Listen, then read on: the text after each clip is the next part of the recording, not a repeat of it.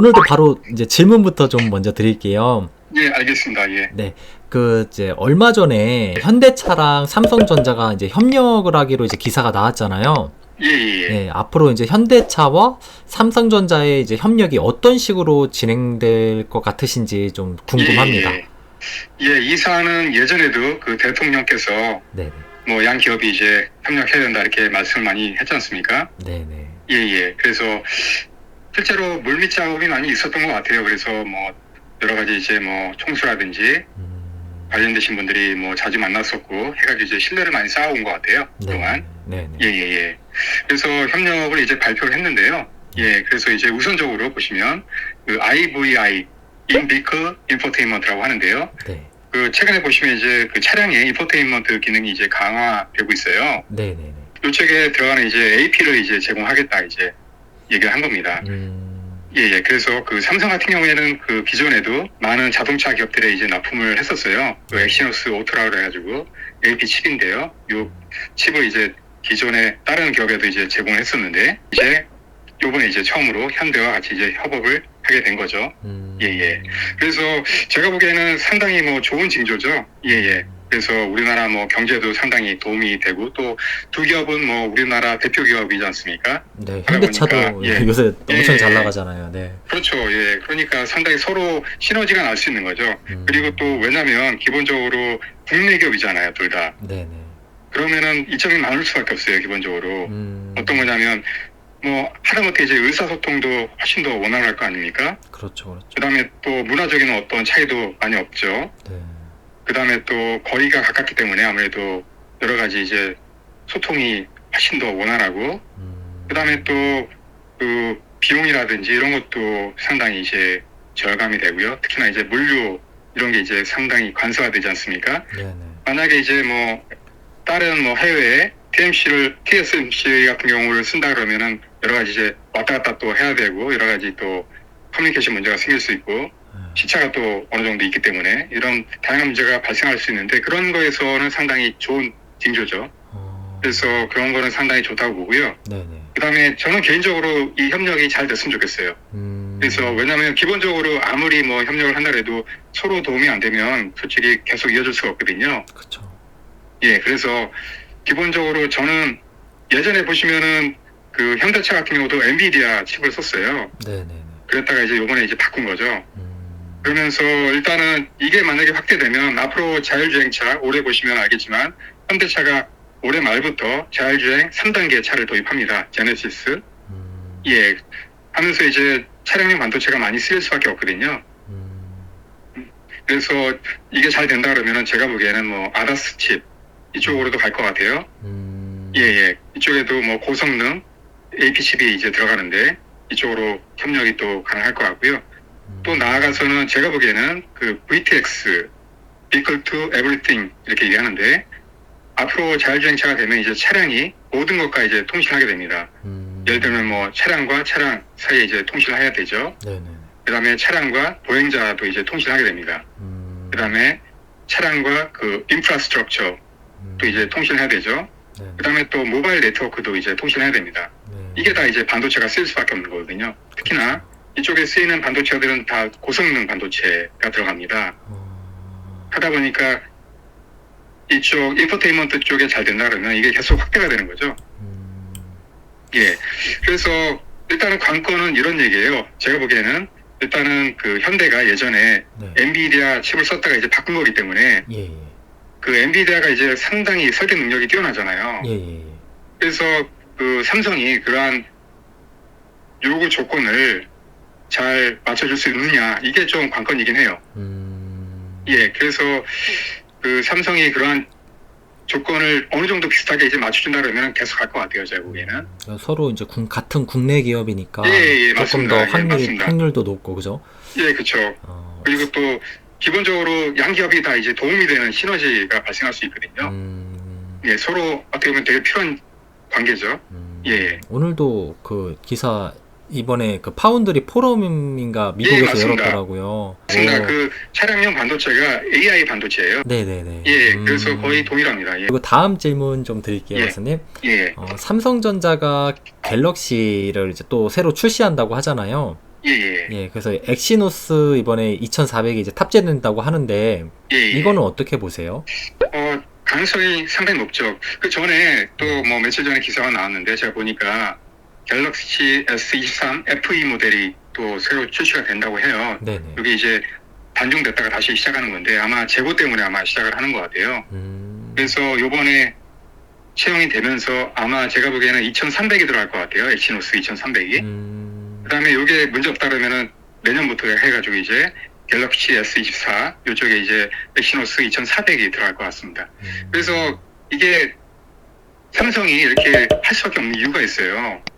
기본적으로 네. 그 시스템 LSI 사업부의 메인 칩은 이 엑시노스거든요. 네네. 이 칩이 잘 돼야지만 시스템 LSI 사업부가 잘 될 수밖에 없고요. 이게 왜냐면 이제 중심 칩이기 때문에.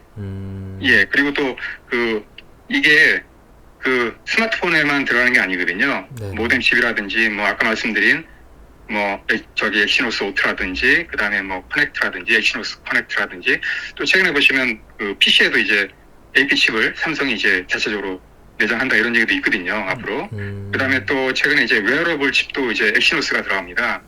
이런 식으로 메인은 이제 스마트폰에 들어가는 엑시노스거든요. 네네네. 그래서 이게 잘 돼야만 삼성 LSI 사업부가 잘 될 수밖에 없는 거예요. 그러니까 이쪽에 살을 걸 수밖에 없어요. 그다음에 또 이유가 있는데 이 엑시노스 칩을 제조를 삼성 파운드리에서 합니다. 네네. 그러니까 삼성 파운드리에도 좋은 영향이 있는 거죠. 반도체. 물량이 늘어나기 때문에. 예예. 그리고 네. 예예. 여기에서 그치는 게 아니고 또 마찬가지로 제일 중요한 거는 또 스마트폰 있잖아요. 예. 갤럭시 S 시리즈 이쪽에 다 이제 앞으로 계획은 엑시노스를 다 넣겠다 이런 거거든요. 네네네. 그래서 예전에 보시면 알겠지만 고스타트 때문에 다 바꿨잖아요. 다 뺐잖아요. 엑시노스를. 네네. 그런 다음에 퀄컴 칩을 썼는데 그 칩이 상당히 비쌌습니다. 그래서 원가 부담이 상당히 컸죠. 예, 그래서 이게 아마 전략은 아니지만 그래도 반반씩 이렇게 갈 것 같은데 이렇게 이제 나눠야지만 또 이제 가격 협상력이 생깁니다. 그래서 코스트를 또 이제 다운시킬 수 있거든요. 네네. 하기 때문에 여러모로 이게 중요한 그러한 비즈니스가 된 거예요. 예. 그래서 또 이게 잘 되면 아마 나중에는 계속 이제 엑시노스로 아마 다 바꿀 것 같아요. 예. 이런 식으로 아마 내재화를 아마 앞으로 계속 하려고 할 겁니다. 그리고 아까 말씀드린 대로 기본적인 계획은 엑시노스 칩을 모든 갤럭시 폰에 다 넣겠다 이런 거거든요. 네네네. 예. 그러면은 요즘 또 보면은 이제 삼성 예. 파운드리 이게 또 점유율이 TSMC랑 안 좁혀지고 있잖아요, 아직. 그렇죠. 예, 예. 이거 어떻게 보시는지 좀 궁금합니다. 그거는 제가 보기에는 일단 시장 상황이 너무 안 좋기 때문에 지금 이제 불황이고 또 전쟁도 한창 진행 중이지 않습니까? 네네. 하다 보니까 또 여러 가지 고금리라든지 삼고 이런 게 또 끝나지 않다 보니까 여러 가지 이제 수요가 많이 준 면이 있어요. 네네. 그것 때문에 많이 이제 파운드리 수요도 준 것 같아요. 제가 보기에는. 근데 이제 앞으로 이제 계속 이제 파운드리 수요가 커지기 때문에 파운드리 성장률이 10%가 넘습니다, 매년. 예, 그리고 또 여기서 봐야 되는 게 뭐냐면 7나노 원도 있지 않습니까? 네네네. 이쪽 칩이 성장률이 더 높아요. 왜냐면 이제 칩들이 앞으로 이제 고사양 AI 반도체 쪽으로 다 가기 때문에 네네. 그쪽은 다 이제 7나노 원도로 해야 되거든요. 하다 보니까 또 삼성은 이쪽에 포커스를 하고 있어요. TSMC 같은 경우에는 20나노 이상도 하고 100나노 이상도 하고 이렇게 다양하게 합니다. 근데 삼성 같은 경우에는 이제 EUV 공정 7나노 원도에 이제 포커스를 하고 있거든요. 예. 하기 때문에 이쪽 시장이 더 크다는 거죠. 그리고 또 봐야 되는 게 뭐냐면 기본적으로 고사양 칩들은 가격이 일단 높습니다. 상당히 비쌉니다. 네네. 하다 보니까 매출에 상당히 좋은 영향을 미치죠. 네. 그 다음에 또 봐야 되는 게 또 이익률입니다. 가격이 높다 보면은 또 이익률이 높아질 수밖에 없거든요. 네네. 그러면은 훨씬 더 이제 실적에는 좋은 영향을 미칠 수밖에 없는 거죠. 그러면 이제 예. 메모리 반도체 쪽도 이제 삼성전자가 좋아질 거로 계속 보고 계신가요, 박사님? 예, 그렇습니다. 기본적으로 저는 그렇게 생각하는데요. 네. 이게 기본적으로 얼마 전에 삼성이 메모리를 또 감산했잖아요. 네네. 예, 감사하는 게 주로 이제 DDR4라든지 기존의 상수 공정들이거든요. 네네. 그래서 지금 이제 보시면 가격도 어느 정도 안정세에 지금 들어가 있습니다. 예. 그리고 또 물론 이제 감산한 게 효과가 나려면 기본적으로 하반기가 돼야 돼요. 왜냐면 이제 바로 나온 게 아니고 네. 보통 이제 3개월에서 6개월 사이에 이제 그 효과가 나타나거든요. 그게 이제 하반기입니다. 물론 기본적으로 보시면 이제 그 하반기에 얼마나 수요가 살아나느냐 이게 중요하긴 한데 네. 거기에 따라서 뭐 재고도 이제 조정이 되겠죠. 네네. 그래서 기본적으로 그 하반기가 더 수요가 더 늘어날 걸로 이제 보고 있기 때문에 네. 제가 보기에는 지금 이제 가장 저점이거든요. 반도체 시장이. 아, 그 사이클로 그리고- 보셨을 때. 예. 그리고 또 보시면 그 시장 조사기관 이런 데서도 발표한 거 보시면 지금 조금씩 성장하고 있습니다. 반도체 산업 전체가. 그래서 그런 성장세가 아마 하반기에는 좀 나타나지 않을까 이렇게 기대를 좀 하고 있습니다. 예, 그래서 좋아질 걸로 저는 기대를 좀 하고 있고요. 네. 예, 그 다음에 또 여기서 또 봐야 되는 게 어떤 거냐면 HBM이에요. 예, 아시다시피 지금 최근에 이제 뭐 엔비디아 주가가 엄청나게 떴지 않습니까? 네네네. 그 이유가 지금 이제 챗 GTP 이것 때문에 그런 거거든요. 네네네. 거기에 이제 GPU가 많이 쓰이지 않습니까? 네네. 하다 보니까 GPU 안에는 또 이제 메모리가 들어가요. 네네. 예, 하다 보니까 그 GPU가 이제 인공지능 반도체지 않습니까? 네네. 하다 보니까 메모리도 상당히 이제 고사양의 반도체가 필요한 거예요.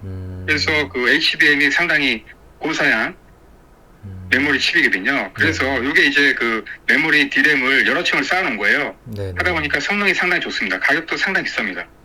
진짜 AI 시장 계속 커지면 메모리도 예. 그 전기차에 훨씬 더 많이 네, 들어가는 맞습니다. 것처럼 맞습니다. 반도체가. 그래서 전기차도 마찬가지로 제가 말씀드린 대로 이게 이제 인공지능 칩이 많이 탑재가 됩니다. 앞으로. 네. 그리고 아다스라든지 인포테인먼트 이쪽은 반도체 성능이 중요하거든요. 그래야 이제 또 차량의 어떤 성능이 좋아지는 거기 때문에 예, 그래서 수요는 많습니다. 앞으로 또 그 시스템 반도체 쪽에 앞으로는 뭐 3분의 1이 인공지능 반도체가 될 거다 이런 얘기도 있어요. 앞으로 네네네.